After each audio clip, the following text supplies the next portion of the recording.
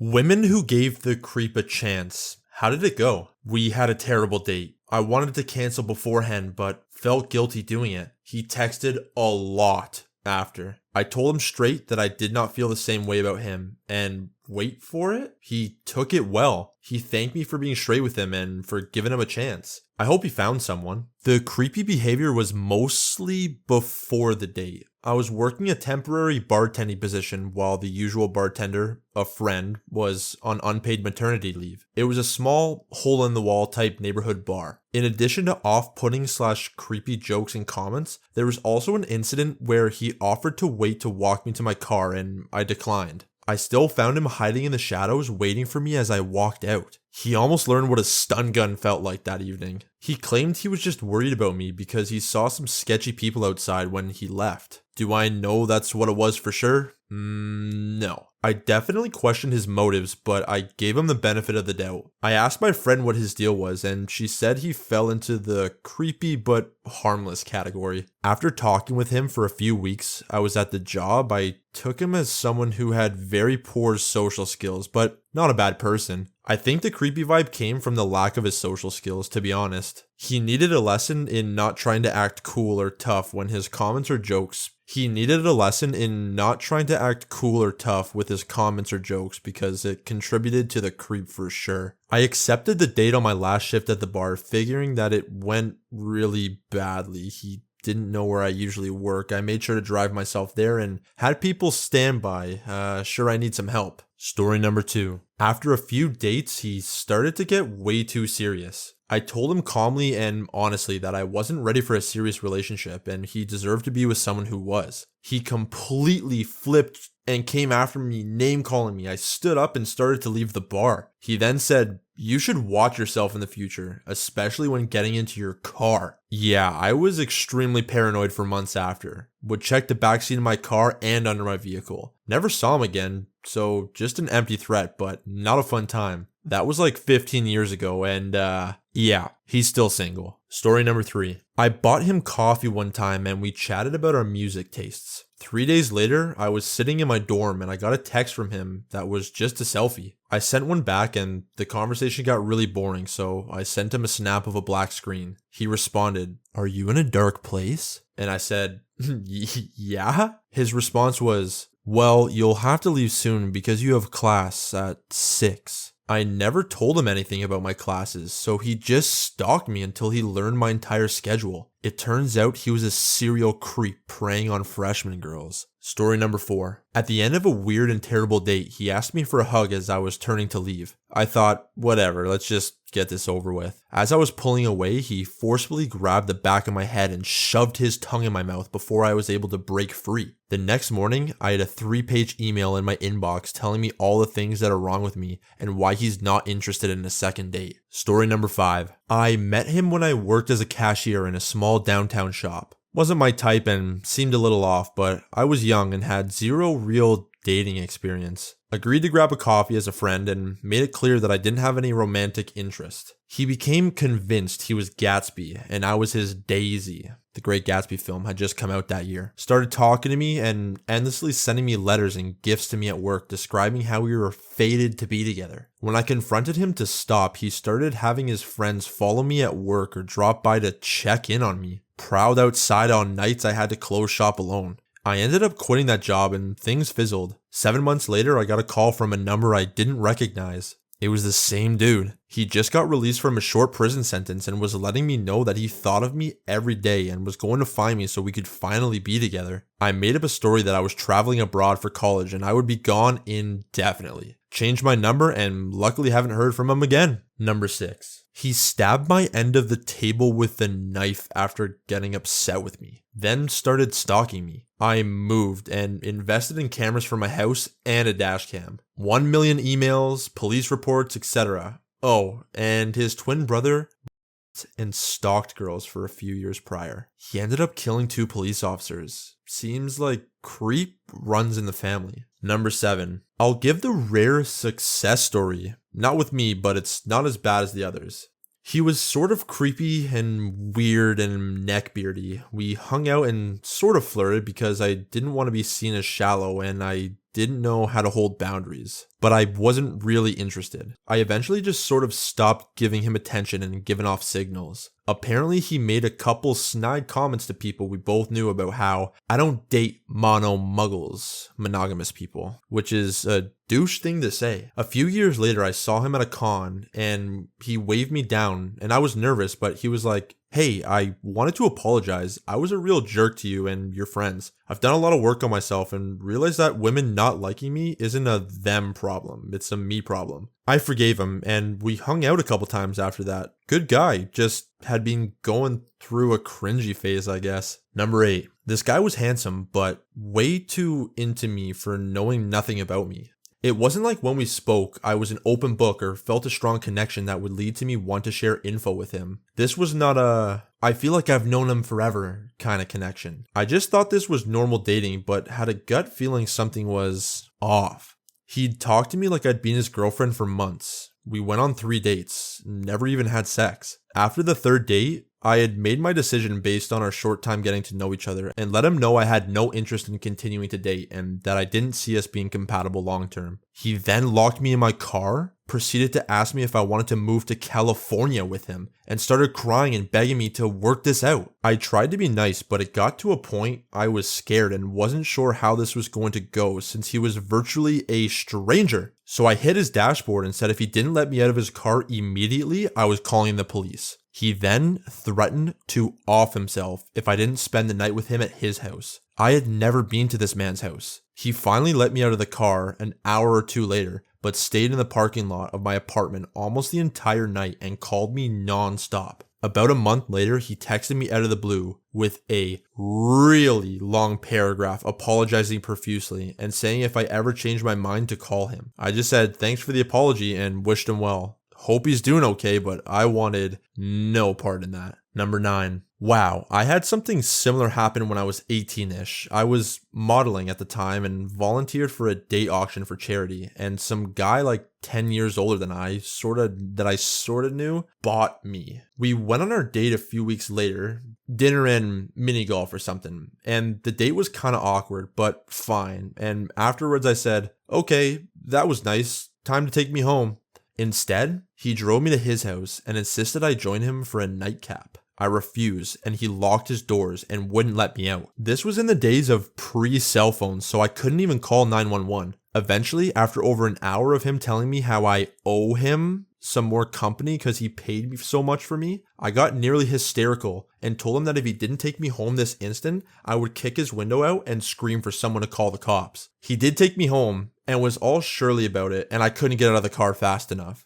Like, you thought I didn't tell anyone. It was so messed up. I'm certain he was planning to roofie me or something. Number 10. The dude in the flat across from mine just started off as a really nice guy. Introduced himself, offered meals when he'd cooked too much, just a great guy all around. Within a few weeks, it was made clear that he was an alcoholic. I have a recovering brother, so I really sympathized with him. I went out of my way to sit with him and eventually called an ambulance when he fitted from withdrawals. I'm in the UK, so calling an ambulance is free. This carried on for a little while, with me sitting with him 2 or 3 times a week, waiting for an ambulance. One night, after he started fitting, he kept grabbing my breasts. I was already on the phone to the ambulance service, but the woman heard me telling him to stop and sent the police as well. He was carted off, and just like usual, I grabbed his keys and told him to knock for them the next morning. Well, the next time I looked after him, the groping got worse, and then slowly so did my life. Suddenly, I had fires set outside my windows and a mutilated rat corpse left on my doorstep. The police were called after every incident, and I got to know one policeman who was put on my case really well. He suggested I put up cameras, so I did. There was footage of the neighbors standing outside in the yard at 3 a.m. just staring into my window, multiple nights in a row. Terrifying, but not illegal. Well, 2 weeks after that, my neighbor snapped. There were builders in the garden next to ours, and they apparently woke him up at 4 p.m. He ran out with a kitchen knife and stabbed 2 of the builders and the neighbor's dog. Everyone survived. He also slashed a whole bunch of tires on our street. When the police came to search the dude's flat, my policeman friend told me, off the books, that the neighbor had been faking being an alcoholic the entire time. He'd get in the ambulance, ride to the hospital, then check himself out and walk home. Also, they found half a dozen decomposing rats in his bathtub that had been mutilated. They later found a bloody hammer under his bed. You'd think him being arrested would be the end of it, but no. He put my name, picture, address, and telephone number on a prostitution website. I had men aggressively hounding me for sex multiple times an hour for 2 entire weeks before I cut all ties and fled the city. Last I heard, he was in jail for GBH, but that was a few years ago now. Yeah, never gonna make that mistake again. Number 11. Guy had serious untreated mental health problems, which resulted in him spending 4 years stalking me and making me resent giving that one chance. I made multiple calls to the police and paramedics because he would call me up, threatening suicide unless I'd let him in. He still finds me on social media and random gaming apps to say, "Hi, I miss you." But I now live more than 1,000 kilometers away. Number 12. On our first date, I ordered a beer. It came to the table super frothy. I was distracted for a moment, but when I looked at it again, there were very clear drip marks in the foam, like something had been dropped in it. I made up some excuse about not feeling well and got out of there. Oops, can't leave. Guess what? I drove and my car was valeted very uncomfortably. Got the car from valet and we both got in. He asked me to stop at a gas station so he could buy smokes on the way. Thank God, because I knew going to his house was not a good idea. As soon as he got out at the station, I peeled out and left him there. I never should have let him in my car, but I panicked. I didn't know what he was capable of. This was 15 plus years ago. I'm now happily married to the best thing that could have ever happened to me. Number 13. Back in high school, several of my female friends, and I, also female, had an off period before lunch. So we were all sitting around the table chatting. One of the female security guards came up to us and told me that there was a new exchange student from Amsterdam that thought I was cute, but he was too nervous to come over and introduce himself. I have zero interest in men, but I figured there wasn't any harm letting the guy come sit with us and helping him feel more comfortable at our school. So he comes over, sits down with us, and chats a bit. He seemed rather shy, and he had about a dozen piercings going up each arm he kept fiddling with, and a bunch of facial piercings too. Then class lets out, and people, including a bunch of my male friends, started showing up for lunch. First male friend sits down and introduces himself. New guy does not respond at all. Doesn't even look at the guy. Weird. I mean, maybe he's just shy. Second male friend comes and sits down. Same thing. Slightly unsettling now. We kept trying to include him over lunch, but he would only respond to the women. Wouldn't even acknowledge the other guys at the table. I never talked to him again after that lunch period, and 2 weeks later he got expelled for slamming a girl against a locker and choking her to the point she nearly passed out. Number 14. Did one video chat with him during which he asked if he could video call me later in the day. When I told him, no, I'll be busy, I started getting random text messages through the day that said, "Are you okay? Just let me know you're okay." The first I responded to, I said, "Hey, yeah, I'm fine. I just hung up with you 30 minutes ago, bud." He took that as a sign I wanted to talk more, so he attempted another video call. When I didn't respond, he started again with a text. Didn't bother responding to the rest. Up to 20 unread messages later before I was able to block him for a while, leaving him unread. Number 15. A few years ago, I went to a brewery to meet a guy on a date for the first time. The waiter began a conversation and asked me if I was expecting anyone else. I told him I was on a blind date and hadn't met the guy before. The waiter asked me if I wanted to set up a code word.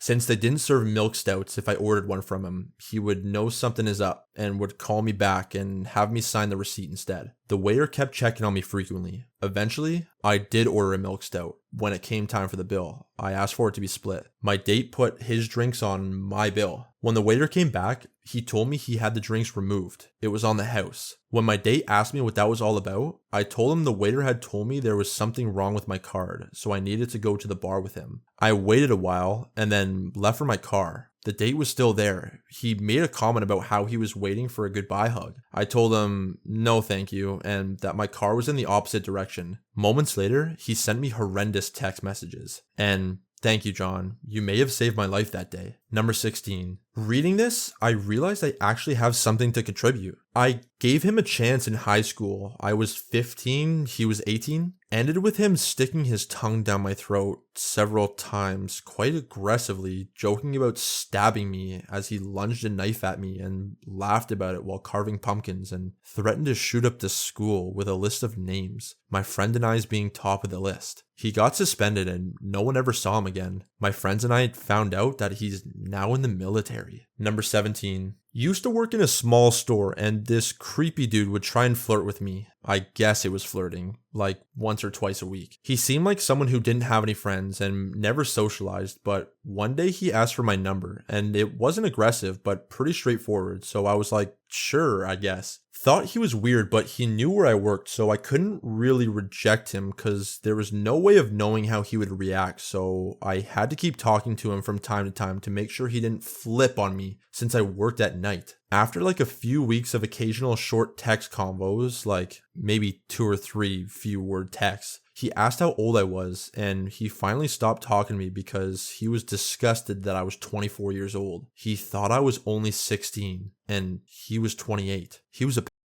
Number 18. Went on a first date for some drinks with a guy, and the red flags were immediate. Didn't look anything like his profile, and got handsy almost as soon as we sat down. I wasn't into him at all, but we had shared interest in horror novels, so I decided to extend the date into a dinner. During dinner, he drank several old fashions while I nursed a single beer. He then told me he thought we were soulmates, and he thought we were going to fall in love. He also told me his ex-girlfriend was going to get an abortion the next day. At the end of the date, his portion of the bill was significantly more than my portion because of all of his drinks, but he asked me to pay half, in which I did. On top of that, he gave me crap for driving to the date even though it was only a mile from my house. I didn't want to walk in hot weather in my nice date dress, and I had twisted my ankle earlier that week. But even after giving me crap for driving, he asked me to give him a lift home, which I did. Once we were in front of his place, he refused to get out of my car unless I went inside with him for a nightcap. I said absolutely not. He begged me just to enjoy a drink on his front porch.